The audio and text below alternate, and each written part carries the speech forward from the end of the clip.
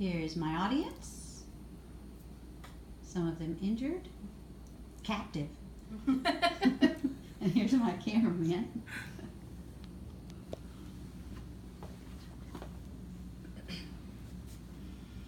Four Fun Things to Do Alone by comedian Jeff Wyszowski.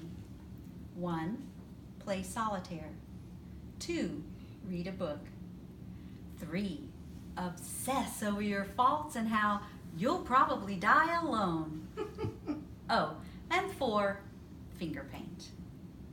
This list is funny, but that's because, like most good humor, it has as its core a truth.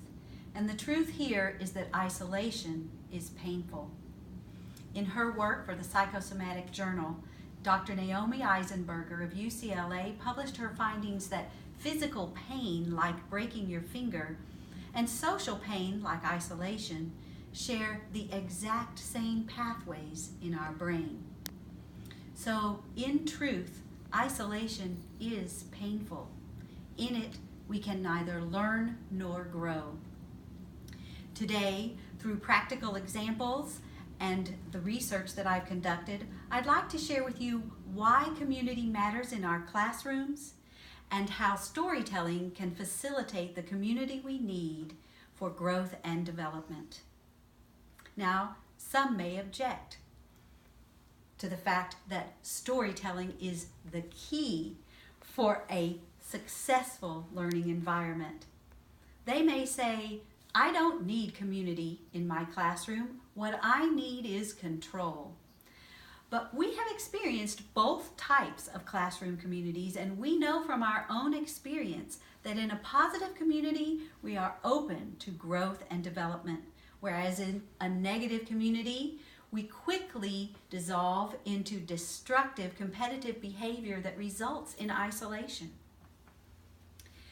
Our communities, our classrooms, are designed to be communities of learning. That's because we as human beings need community to expand our horizons in order for us to be open to the learning that is offered to us and to fully develop as human beings. In his work, The 7 Stages of Psychological Development, Richard Barrett shares with us this model.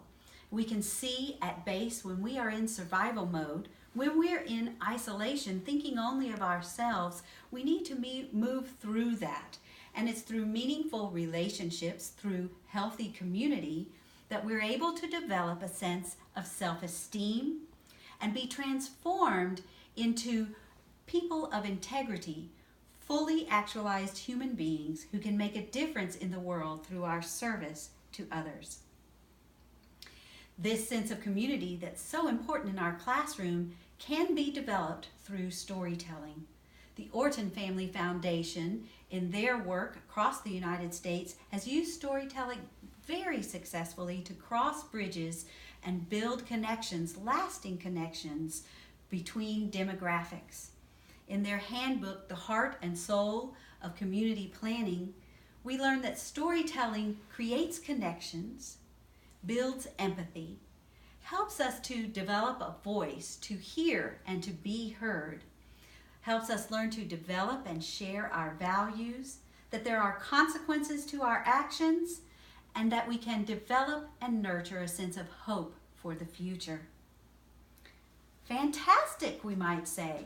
Storytelling sounds great, but there is not enough time in my teaching day to add a single thing. Well, here are a few simple ways to incorporate the value of storytelling into your teaching day, given to us by a teacher, Jordan Catapano, high school English teacher. First of all, and the most obvious, tie storytelling to existing goals, such as listening skills or retention goals. We can use storytelling as an attention-getting device to introduce a new lesson, just remembering to keep the story relevant to our learning goals. We can illustrate challenging concepts with storytelling. For example, a conflict in the classroom. We can retell the conflict, switching the roles of the aggressor and the receiver of the aggressive action. so that the aggressor begins to build empathy and understand the consequences of his or her actions.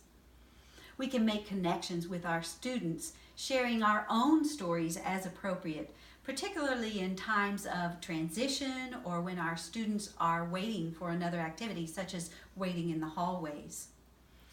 We can give relevance to concepts that are difficult for some of our students to grasp by introducing the social, emotional context of a story that gives them a pathway into the content that we're trying to communicate.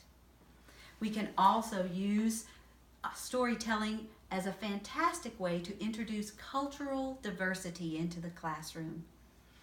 I experienced this myself firsthand when teaching in the local elementary school. One of our families adopted a 7-year-old boy from Russia. He came to us the first time in the United States, speaking no English at all, and his very first time at school. By the time he got to my classroom, Nicholas was in survival mode with his arms crossed and his eyes down. He was in isolation, just trying to get by. I gave my husband a call because he spoke Russian, and he came up to the school and spent a few hours with Nicholas. When he first introduced himself, Nicholas's whole body opened up, and he became open to learning. He spent the rest of the day holding my husband's hand, with my husband touring the campus with him, translating the story of the campus to Nicholas and Nicholas's story to the campus. By the time he left us, Nicholas was a vital part of our learning community and didn't even remember having been in survival mode at all. The classroom exists as a learning environment for our students to develop. And it's through shared story that we can encourage the type of development we hope for. When we create an environment where our students feel accepted and valued, they are open to the learning that we hope to pour into them, and they're able to process that learning. But when they do not feel a valued part of a community, they close down, and that same learning poured into the student becomes overwhelming and drowning. All right, we've seen the value of storytelling in creating community. How early can we start this with our students? Well, even our pre-emergent readers can be included in storytelling. We simply include them in the stories that we read to the classroom. By using the dialogic reading strategies developed by the Stony Brook Reading and Language Project, we can use the peer technique, prompting our students, evaluating their responses, expanding on those responses, and then repeating the prompt back to them with the new information. I like to call this the seed planting of the storytelling technique, because we take these young preschool students and plant them within the story by this technique. And through it, they are able to learn not only to listen well to other stories, but to tell their own stories themselves. Teaching has its origins in storytelling. We have used, as human beings, we have used storytelling from our earliest origins to explain to others who we are, where we come from, and where we're going. Matthew Friday points out in his article, Why Storytelling in the Classroom Matters for Edutopia, that we process our world in terms of storytelling.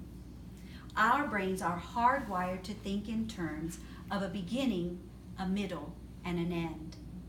Think about this fact.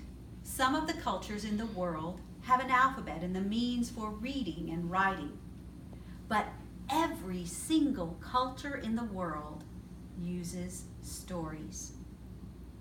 So today we've seen that storytelling facilitates the community we need for a successful classroom environment.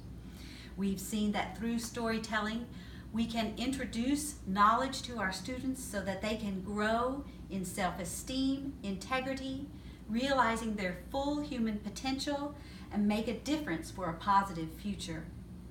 We want to incorporate storytelling into our classroom community because storytelling is the key for a successful classroom environment.